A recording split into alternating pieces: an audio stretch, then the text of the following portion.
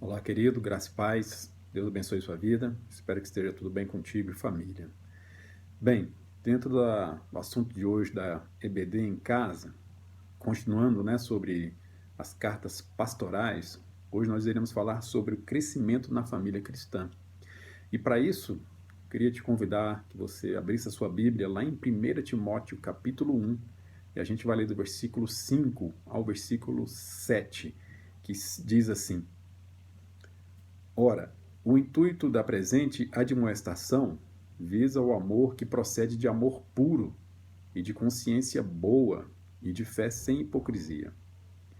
Desviando-se algumas pessoas destas coisas, perderam-se em loquacidade frívola, pretendendo passar por mestres da lei, não compreendendo, todavia, nem o que dizem, nem os assuntos sobre os quais fazem ousadas asseverações. Bem, querido, quando a gente fala sobre o crescimento na família cristã, é muito bom a gente olhar para esse contexto aqui de Paulo ensinando o seu discípulo amado Timóteo. A gente percebe ao longo da escritura que Paulo ele tinha um carinho muito grande, muito especial por Timóteo. Ele faz menção a Timóteo lá em Atos dos Apóstolos. Nas 13 cartas que Paulo escreveu, ele faz menções do nome de Timóteo em 8 cartas. E Paulo chama ele de filho amado, meu filho, verdadeiro filho na fé. Então a gente percebe esse afeto, esse carinho, esse amor, esse cuidado que o apóstolo Paulo tinha com Timóteo, com o jovem Timóteo, né? Ele investiu muito de si mesmo na vida de Timóteo, porque ele queria que Timóteo crescesse espiritualmente. Assim como a gente percebe que Paulo, ele tinha esse cuidado, ou essa preocupação, que é aquela preocupação de quem cuida, de quem ama, de que Timóteo crescesse espiritualmente. Essa mesma preocupação a gente percebe que Paulo ele tem com a igreja de Cristo, com o corpo de Cristo, né? Ele quer que a igreja cresça de modo saudável, ele quer que a igreja desenvolva espiritualmente. Muito bem, aqui nesse texto especial que nós lemos, e dentro dessa ideia do crescimento dentro da família cristã, a gente tem que lembrar de uma coisa: todos nós somos responsáveis pelo crescimento um do outro, né? Primeiro, de modo individual, eu tenho que ter responsabilidade com o meu próprio crescimento espiritual, né? Eu tenho que desejar e buscar esse crescimento espiritual. E, por conseguinte, eu tenho que buscar também o crescimento coletivo do corpo de Cristo, né? O crescimento ele é natural de um corpo saudável. O primeiro ponto que a gente vai destacar aqui, dessa leitura que a gente fez, é sobre o amor sincero. Interessante a gente observar que Paulo é uma pessoa muito apropriada para falar disso, desse amor sincero. O que é esse amor sincero? É um amor que age em favor do próximo. Olhe para Jesus. O que é amor em Jesus? Olhe para o Evangelho. O que é amor no Evangelho?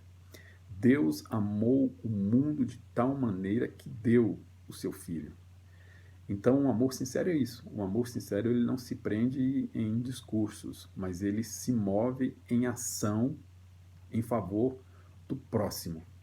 E o apóstolo Paulo fez muito isso em favor da igreja, em favor de Timóteo, em favor de todo o corpo de Cristo. Este é um amor sincero.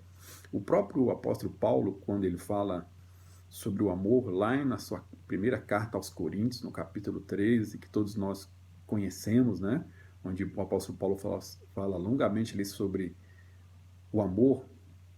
Interessante notar que esse mesmo capítulo, na versão revista e corrigida, ao invés da palavra amor, lá ele utiliza a palavra caridade. E muitas pessoas não gostam muito, preferem a palavra amor. Mas o que é caridade? Que ali está dizendo. A caridade é o amor praticado. É o amor que se move em favor do próximo. Isso é que é o amor sincero. E quando o apóstolo Paulo aqui fala no versículo 5, voltando a ler, que ele fala que a sua demonstração visa o amor que procede de coração puro.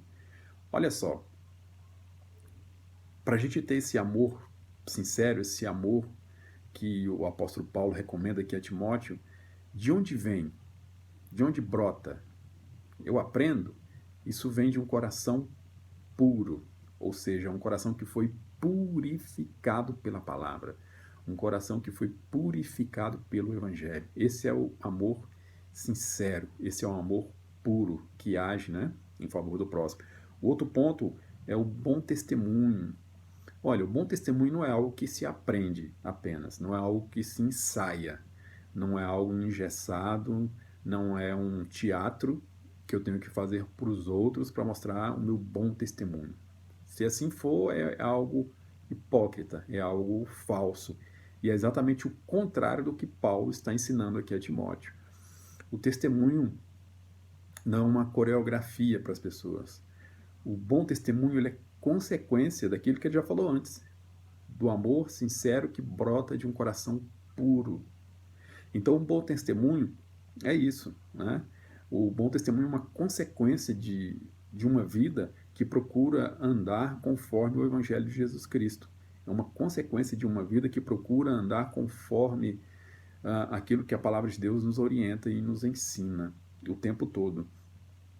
Outro ponto também que a gente quer destacar aqui é de uma fé genuína, ou seja, uma fé verdadeira e uma fé sem hipocrisia. Muitas pessoas se enganam, pensam que a fé é uma varinha de condão com a qual a gente consegue obter todos os nossos desejos, os nossos caprichos até, né, muitas vezes.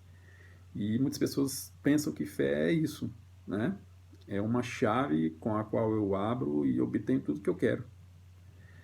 E quando a gente olha para a vida de Paulo, do apóstolo Paulo, que está ensinando aqui a Timóteo e, por consequente, a nós também, ele nos mostra que essa fé genuína, essa fé verdadeira, sem hipocrisia, né? Ela é uma fé que ela é capaz de suportar as maiores adversidades do mundo, que passa as maiores crises, seja elas quais forem, e ainda assim continua crendo. Quando você olha para a vida do apóstolo Paulo, você percebe muito claramente isso, né?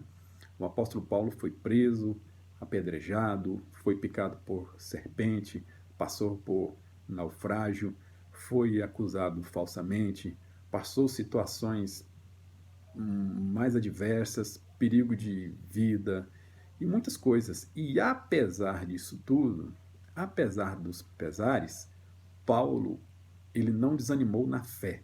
Ele continuou crendo, ele continuou firme, né? Como ele mesmo diz nas suas cartas, eu sei em quem tenho crido e sei também que ele é poderoso para me guardar, para guardar o meu tesouro até o dia final. Então é isso, querido, que o apóstolo Paulo traz ao seu discípulo, é isso que o apóstolo Paulo aqui traz ao seu filho na fé. Voltando a repetir, né, que esse crescimento que o apóstolo Paulo quer trazer e traz, né, para Timóteo, esse crescimento que ele quer ver no corpo de Cristo, esse crescimento que ele quer ver na igreja de Deus, é uma preocupação sincera, uma preocupação de todos aqueles que amam. E tem que ser uma preocupação nossa também, e uma responsabilidade nossa, né? O crescimento do corpo de Cristo começa em mim e se expande na coletividade. Então tem que brotar no meu coração esse desejo, tem que brotar no meu coração essa busca, né, pela palavra de Deus.